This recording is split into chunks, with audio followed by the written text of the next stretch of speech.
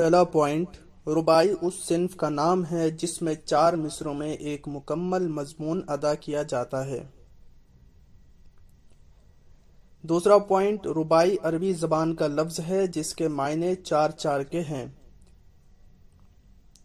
تیسرا پوائنٹ، ارباب عروض نے رباعی کے علاوہ ترانے، دو بیتی، 4 مصری، جفتی اور خصی لکھا ہے۔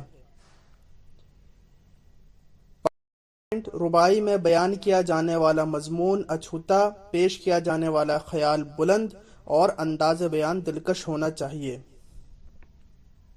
پانچواں پوائنٹ، ضروری ہے کہ رباعی کا چوتھا یعنی آخری مصرع زیادہ پرزور ہو اور محسوس ہو کہ رباعی کا پورا مضمون اس میں سمٹ آیا ہو۔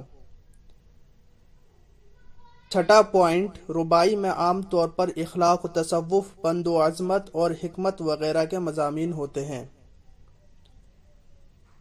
ساتواں پوائنٹ، رباعی کے موضوعات مقرر نہیں، ہر نوع کے خیال کو رباعی میں سمویا جا سکتا ہے۔ آٹھواں پوائنٹ، رباعی کے لیے صرف ایک بحر اور 24 اوزان مختص ہیں، صرف اس بحر اور انہی اوزان میں رباعی کہی جا سکتی ہے۔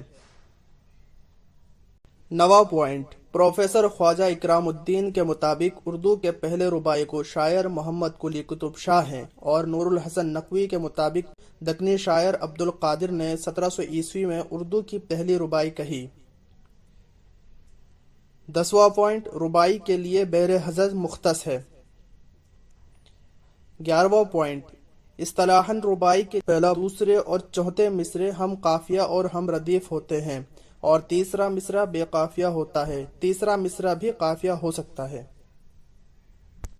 رباعی کی مثال: غفلت میں گزاری زندگانی ہم نے، یاروں کی کوئی بات نہ مانی ہم نے، ہے وقت تو ایک نعمت عظمائے آزاد، قدر اس کی مگر کبھی نہ جانی ہم نے۔